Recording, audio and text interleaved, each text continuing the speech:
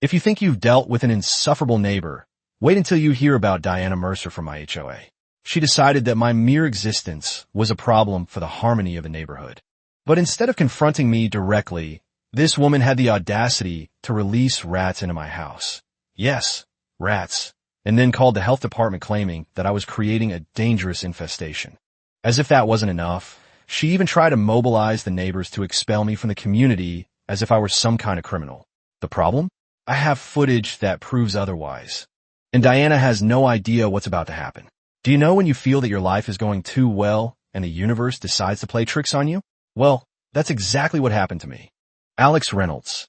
I had finally bought my dream house, a quiet little place in a decent neighborhood without too many problems, no nosy neighbors, or so I thought. The first week was wonderful. I spent the days organizing my things, getting my life in order, and even got to know some of the neighbors. Everything seemed normal until one neighbor in particular started to catch my eye.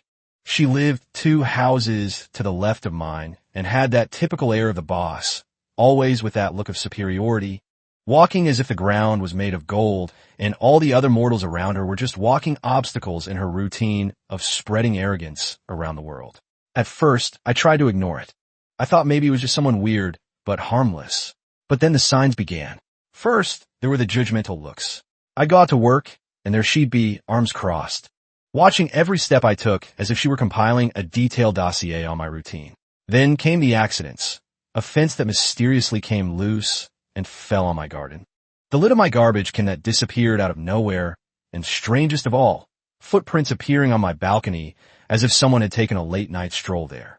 But I, in my innocence, thought it was all just my paranoia until the rats started to appear. On the first day, I heard a strange noise coming from the kitchen. I thought it was just a misplaced shopping bag falling off the worktop. But when I got there, I saw something that made my stomach turn, a fat rat sitting in the middle of the floor, looking at me as if I had invaded his house and not the other way around. I screamed, obviously. I'm not exactly a person who gets on well with thermos-sized rodents. I called an exterminator the next day. He took a look and said it looked like an isolated case, but that I should keep an eye out. All right, I did. But then came the second rat and the third. And the next thing I knew, I was living in the movie Ratatouille, only without the cute side of the story. I started to investigate. Rats don't just spring out of nowhere, do they? They need a reason to appear. I searched every corner of the house, checking for cracks, holes, possible entry points. Nothing. It was as if the bugs were simply appearing from beyond. And then one night, I had the bright idea of checking the security cameras I had installed as soon as I moved in. That's when I met Jackson Torres, my next-door neighbor. While reviewing my footage alone one evening, I heard a knock on my door. Hey, I'm Jackson from next door. Couldn't help noticing the exterminator's truck. You having rat problems too? He asked, leaning against my door frame with casual concern. Jackson was in his mid-30s, tall with an athletic build that suggested he spent more time at the gym than necessary. His easy smile and designer clothes gave off an air of wealth that seemed almost deliberately displayed. Something about him felt both reassuring and slightly off, like finding a perfectly ripe apple with one small bruise. Unfortunately, yes, I sighed. It's bizarre. They just appeared out of nowhere. Mind if I come in? I work in cybersecurity, might be able to help check your camera system, he offered. I hesitated, but ultimately let him in. Jackson seemed knowledgeable about security systems, suspiciously so. Within minutes, he had accessed areas of my system I didn't even know existed. Let's speed through the night footage, he suggested, fingers flying over my keyboard. Most vermin activity happens after dark. And there was on screen, Diana at 3 o'clock in the morning, standing in the middle of my yard, holding a box. At first I thought, what the hell is this crazy woman doing in my yard in the middle of the night? But before I could formulate a theory, she opened the lid of the box and, like a cartoon villain, dumped a load of rats straight onto my property. Holy shit, Jackson whispered, his eyes wide. That's Diana Mercer. She's the unofficial HOA watchdog. You know her. Everyone knows Diana, he said, his expression darkening. She drove my sister's family out of the neighborhood last year. Said their backyard trampoline violated some obscure height restriction. Jackson and I exchanged contact information, and he promised to help me deal with Diana. What I didn't realize then was how complicated his involvement would make everything. And to make matters worse, the next day, very early in the morning, health surveillance showed up at my door as if it was all part of a meticulously calculated plan. "We've received a complaint about a rat infestation on your property," said the inspector, holding a clipboard and looking at me as if I were responsible for the Black Plague. But I was going to sort it out. If this woman wanted war, then war she would have. If there's one thing that annoys me deeply, it's people who play dirty. And this woman, not only did she play dirty, she basically threw a bunch of rats into my house and tried to pretend she had nothing to do with it. The level of scoundrel here was so high that I didn't know whether to get angry or clap my hand for the audacity. So there I was on my doorstep, staring at a health inspector holding a clipboard, looking at me as if I were a high-risk environmental criminal. "Anonymous tip-off," he said, adjusting his glasses and measuring me from head to toe as if I were the worst human being in the neighborhood. "Oh, right, an anonymous tip." As if I didn't already know exactly who the author of this joke was. "Are you aware that your property is infested by rats?" the inspector asked, jotting something down on his clipboard. "Probably a possible reincarnation of the Pied Piper of Hamelin. Look, I'm aware that a certain mad woman dumped these rats in my yard at dawn, if that counts," I replied, crossing my arms. He gave me that look typical of a bureaucrat who has heard all the lame excuses in the world and thinks I'm just making up a story to get out of fine. "Do you have proof of this?" I resisted the urge to take out my cell phone and rub the recordings in his face. I took a deep breath because I knew that exploding in anger would only screw me up even more. "I have security cameras," I said with a smile that didn't quite reach my eyes. "I can show you now if you like." The inspector hesitated for a second. I don't think he was expecting that. He followed me into the room while I took out my cell phone and pulled up the recording. There it was in high definition, dumping rats on my property like confetti at carnival. When the recording finished, the inspector let a tired sigh and rubbed his face. "That's unusual. Unusual, my friend. That's the stuff of completely unhinged people." He looked at me with the face of someone who definitely didn't earn enough to deal with this kind of thing and started writing something down on his clipboard. "Well, that changes the situation a bit. If it's confirmed that this lady did it intentionally, responsibility for the infestation can be redirected." "Great," I said, already imagining the look on her face when she received an unfriendly visit from health surveillance. The inspector made me sign a form and promised to take the case forward. But I knew that bureaucracy was a slow process, and in the meantime, I still had to deal with the disgrace of the rats. Just as the inspector was leaving, Jackson pulled up in his gleaming Tesla. He flashed what appeared to be some kind of official badge at the inspector, who suddenly became much more attentive. "I'm with the district attorney's special investigations unit," Jackson said smoothly, showing the badge too quickly for anyone to read it clearly. "We've been monitoring several reports of harassment in this neighborhood." The health inspector straightened his posture. "Sir, I was just taking Mr. Reynolds' statement about the rat situation. It appears to be a case of deliberate contamination." "Make sure your report reflects that," Jackson said firmly. "The DA's office is very interested in cases where public services are weaponized for personal vendettas." After the inspector left, I stared at Jackson. "District Attorney's office? What the hell was that about?" Jackson grinned, showing me the badge, high-quality fake ID card for a fictional government department. "Prop from a TV show my buddy worked on. Works every time with bureaucrats." I was both impressed and uncomfortable. "Isn't that illegal?" "Only if you use it to commit a crime," he shrugged. I didn't impersonate any specific officer or try to get anything from him. Just putting some fear into the system so they'll take you seriously. Jackson's methods were questionable, but I couldn't deny they were effective. The inspector called back that same afternoon, confirming they would investigate Diana rather than penalize me. And as if my day wasn't bad enough, a few hours later, I received an email from the HOA, the Residents Association. Yes, because this neighborhood also had that little group of people with too much time on their hands and an uncontrollable desire to meddle in other people's lives. The email, written in a formal tone, said something like, "Dear resident, we have received multiple complaints about the current condition of your property.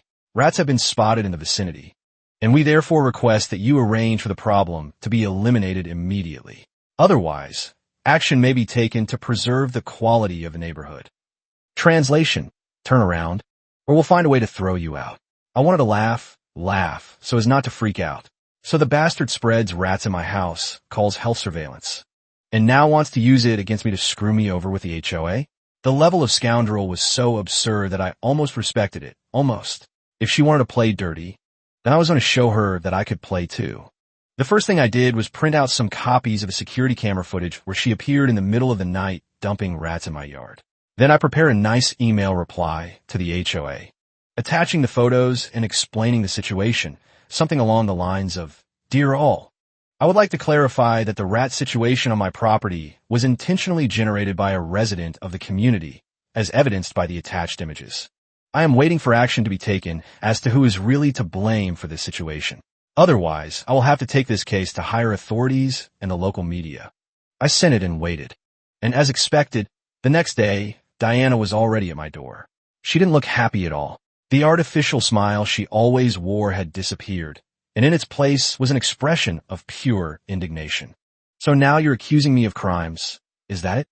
She crossed her arms, trying to look offended. "I'm not accusing you of anything," I shrugged. "The security cameras accuse me of being a lunatic who dumps rats in other people's houses in the middle of the night." She snorted, clearly disconcerted but trying to hold her pose. "That's a misunderstanding then." "Great, explain this misunderstanding to the HOA and health surveillance, because it seems that now everyone is very interested in the subject." The color disappeared from her face for a second. She knew things were bad, but I also knew that people like her don't give up easily, and that was just the beginning. If there's one thing I've learned in this life, it's that slackers never accept when they're caught red-handed, and Diana, she was the perfect example. Even with proof, even with the cameras showing her antics, the creature still tried to play the victim. After our little chat on my doorstep, she disappeared for a few days, and honestly, almost thought I'd won. But as they say, the enemy only retreats to strike harder, and I didn't have to wait long for the next blow. During this lull, Jackson invited me to dinner at his place to discuss strategy. He said his home was immaculate, expensive furniture arranged like a magazine spread, with family photos prominently displayed. Something felt staged about it all. Over wine, he revealed something shocking. Diana isn't just some random HOA tyrant. She specifically targeted you. "What do you mean?" I asked, suddenly alert. "Your house. It used to belong to her daughter." Jackson explained, swirling his wine. "Diana pulled strings to get her daughter that property, but she lost it in her divorce. When you bought it, Diana took it personally." "That's insane." I said, "How do you know all this?" Jackson hesitated. "I'm on the HOA board. We're not all like Diana. Some of us have been trying to curtail her power for years." Just then, my phone buzzed with a text from an unknown number. "Be careful who you trust. Not everyone in this neighborhood is who they seem." Attached was a photo of Jackson shaking hands with Diana at what looked like an HOA function. When I looked up, Jackson was studying my face closely. "Everything okay?" "Fine, elite." Suddenly unsure who to trust. On Saturday morning, when I went out to get the newspaper, yes, I'm one of the few people who still reads the paper, I noticed something strange on my fence. A laminated piece of paper attached with staples. It was a notice from the HOA. Due to the persistent issue of rodent infestation on your property, this neighborhood council has been forced to take appropriate action, as the situation directly impacts the community's quality of life. We are filing a petition to consider removing the resident in question if the situation is not resolved within 15 days. I had to read that 3 times to believe it. "You mean the damn thing threw rats in my house? I proved it was her, and now it was me they were trying to evict?" I swear it took me a whole minute to absorb the sheer bollocks. I went home, turned on my computer, and went straight to the neighborhood Facebook group. Yes, because these places always have one of those groups where people gossip, complain about garbage on the sidewalk, and post pictures of lost cats. And I already had a plan. I posted the images from the security camera, yes, all of them unedited and censored without hiding her face. And along with the images, I wrote, "For those of you who are receiving notifications about the rat infestation on my property, here is some interesting evidence about how this infestation started. Maybe the HOA should focus on solving this real problem instead of trying to flush out victims of sabotage." I sent it and closed the laptop. Now all I had to do was wait. And my God, how little I waited. The post exploded. In the first 10 minutes, it already had more than 20 comments.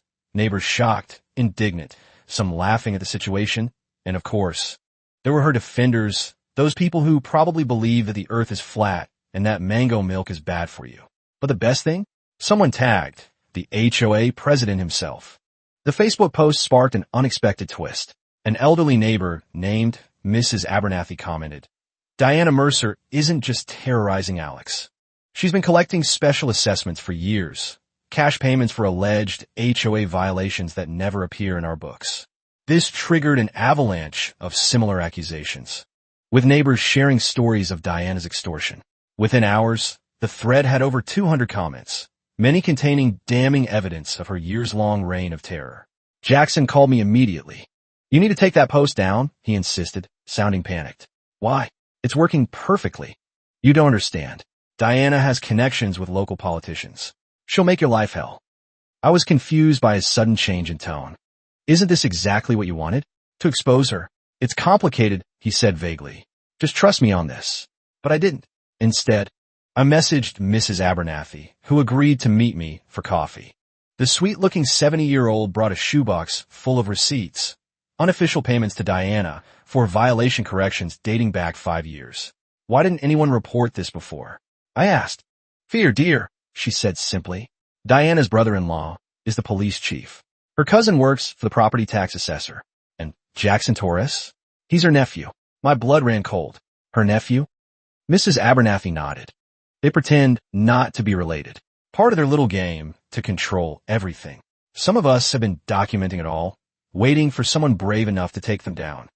A few hours later, a new email from the HOA appeared in my inbox, and this time the tone was completely different. "Dear resident, we have received new information about the situation involving your property and would like to clarify that the HOA does not endorse harmful actions against members of the community. An emergency meeting will be held to discuss the recent findings. You are invited to attend." Oops, now everyone was worried. Of course, I went, and of course Diana was there too.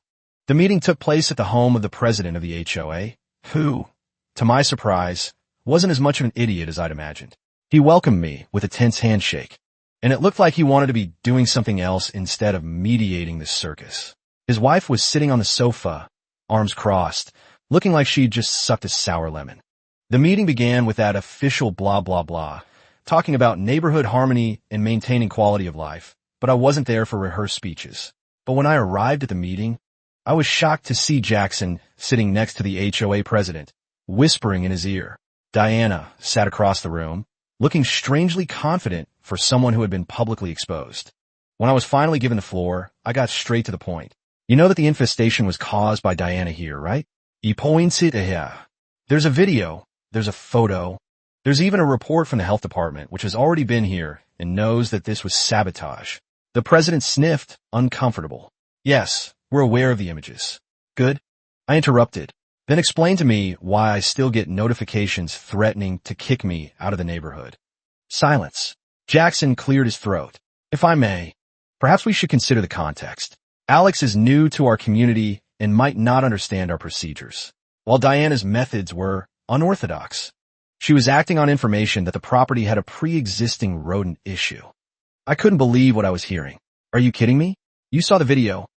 That's when Diana decided to open her mouth. "I don't know why you're making all this fuss," she said, forcing a smile. "It was all a big misunderstanding. I was just trying to help solve a problem that already existed. If you dealt with it earlier, none of this would have happened." My blood boiled. "Oh, right?" I let out a sarcastic laugh. "So, your idea of help was to dump rats in my house in the middle of the night? Do you happen to work in pest control?" And I didn't know. She turned red.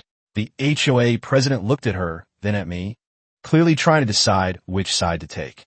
That's when I pulled out my ace, the shoebox Mrs. Abernathy had given me. "Before anyone makes any decisions, you might want to see this evidence of Diana's unauthorized special assessments, cash she's been collecting from neighbors for years." The room fell silent as I laid out dozens of receipts on the coffee table. "And Jackson," I continued, "maybe you should explain why you never mentioned that Diana is your aunt, or that you've been helping her terrorize neighbors for years." Jackson's face drained of color. The HOA president looked genuinely shocked. That's when another neighbor, an elderly man in his 60s who until then had kept quiet, decided to speak up. "I've lived here for over 20 years, and we've never had a problem with rats until now. I think it's kind of obvious who caused all this." Bingo. Other voices began to join in, some defending her, of course, but the majority were with me. And not because they liked me. I was new there, but because nobody likes the idea of a crazy person throwing rats into other people's houses and calling health authorities afterwards. The president took a deep breath and closed the folder of documents. Given what has been presented, The HOA cannot uphold the notice of removal against you. Hallelujah. Besides, he continued, looking at Diana and Jackson, we're going to open an investigation into both your conducts. They widened their eyes. Investigation, yes, he confirmed, closing his face. If it is proven that your actions have directly harmed residents of the community, then disciplinary measures will be taken. I swear I saw muscles twitch at the corners of their mouths. I left the meeting with a slight sense of victory, but I knew it wasn't over yet. These people were not going to swallow this defeat easily, and I was right, because the next morning, when I went out to get my newspaper, I found an anonymous envelope stuck to my door. Inside was a note with letters cut out of magazines. You may have won this one, but we never lose. It was official. This fight was far from over. I knew it wasn't over yet. We were dealing with someone who doesn't know how to lose. The only thing you can be sure of is that they'll always find a way to get deeper into the mud. And Diana and Jackson, they were willing to dig until they found oil.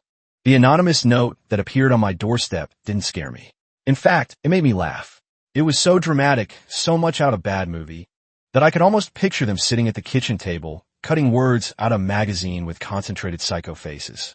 But laughing was one thing, underestimating quite another. I spent the next few days waiting for their next move, and lo and behold, when it came, it was even more creative than I had imagined. The first surprise, it all started on Thursday morning. I was leaving for work when I noticed something strange in my garage. My car was covered in stickers. Yes, stickers, but not just any kind of stickers. They were labels. The kind you see in supermarkets. Only instead of normal prices, they all had aggressive messages.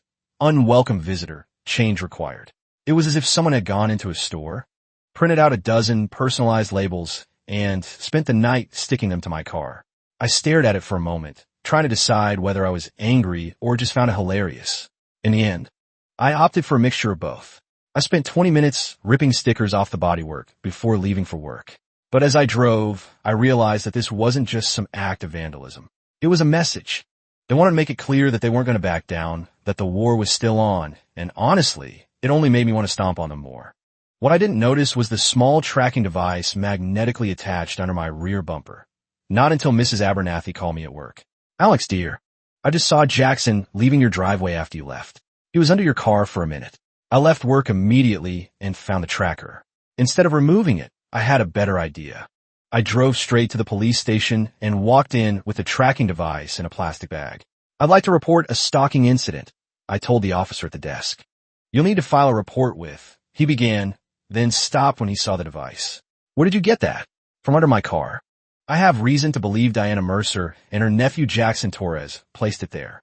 The officer's demeanor changed immediately. Diana Mercer? Chief's brother-in-law's wife. The very same, I replied.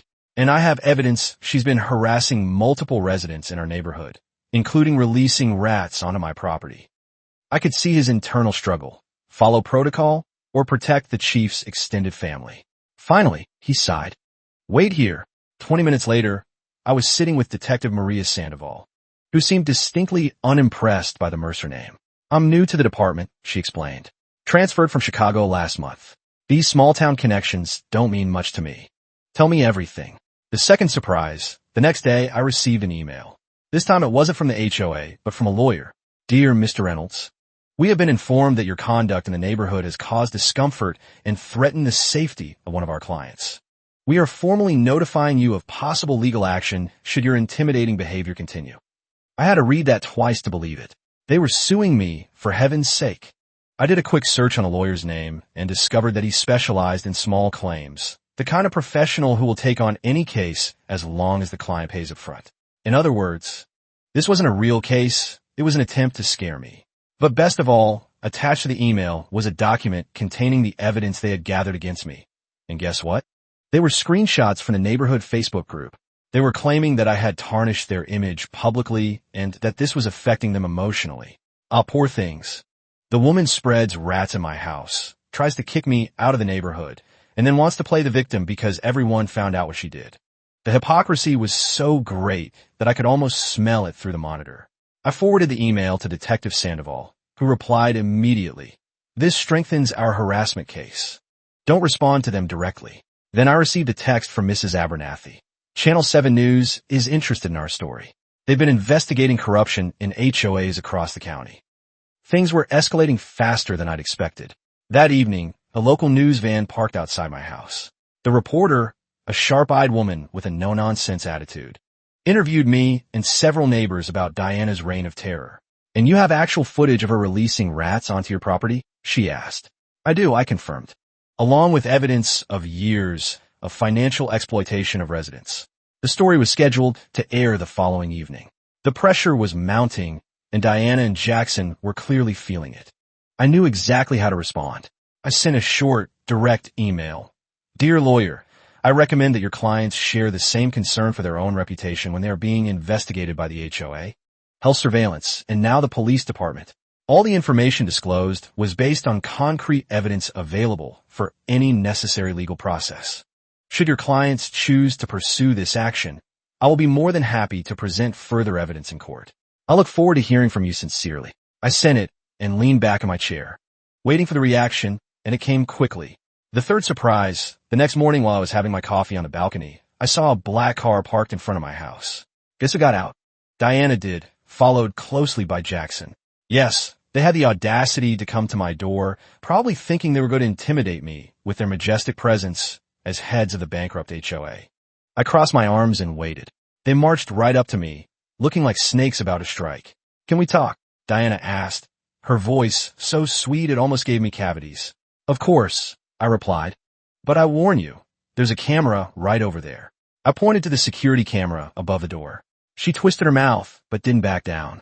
"I think this situation has gone far enough," she said, as if I were to blame for everything. "It's in nobody's interest for this to turn into open warfare." "That's funny," I said, pretending to think, "because that's exactly what you tried to do when you threw rats into my house." She snorted. "I told you it was a misunderstanding, all right? You tripped. The box of rats fell out of your hand, and by coincidence, they ended up right in my yard, got it?"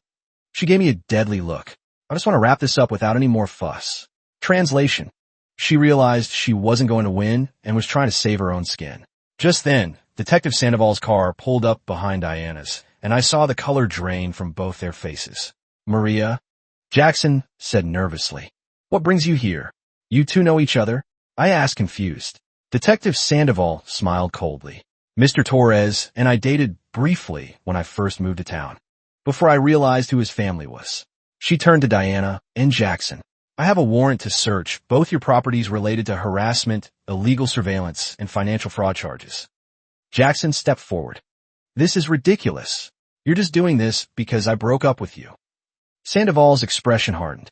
"Actually, Mr. Torres, this investigation began before I even met you. When the department received multiple complaints about HOA corruption, they assigned me specifically because I had no connections to the Mercer family." As two more police cars pulled up, Diana finally broke. "This is all a misunderstanding. I can explain everything." "Fine," he replied. "You can start by dropping any legal charges against me. Then you can apologize publicly in the neighborhood group. And finally, you can pay for the damage you've caused to my house." She looked at me as if I just asked for a kidney. "You're crazy if you think I'm going to do all that." "Then we're clear," I said, smiling. "Good luck in court." I turned my back and went inside, leaving them snorting with hatred on my balcony. At that moment, I knew they had lost because people like them only know how to play when they're in control, but when they lose the advantage, they get desperate. And I couldn't wait to see what they were going to try now. If there's one thing I've learned from this whole story, it's that some people don't know when to stop, and these two, well, not only did they not know how to stop, they seemed determined to dig their own hole to the center of the earth. After our last conversation, where I made it very clear that I wasn't going to fall for the let's end this in peace theatrics without them paying for what they'd done, I thought that maybe they'd finally understand that they'd lost. But once again, I underestimated the level of madness and cluelessness of these creatures. The next morning, I woke up to a new notification on my cell phone, an email from the HOA calling for a special emergency meeting. Here we go again. Of course I went, and of course when I got there, I realized exactly what was going on. But this meeting was different. Diana and Jackson weren't present. Instead, a room full of neighbors greeted me with applause when I walked in. The HOA president stood up. "Mr. Reynolds, on behalf of the entire neighborhood, I want to apologize for what you've endured. The police search uncovered evidence beyond what any of us imagined. including embezzlement of over $200,000 from HOA funds.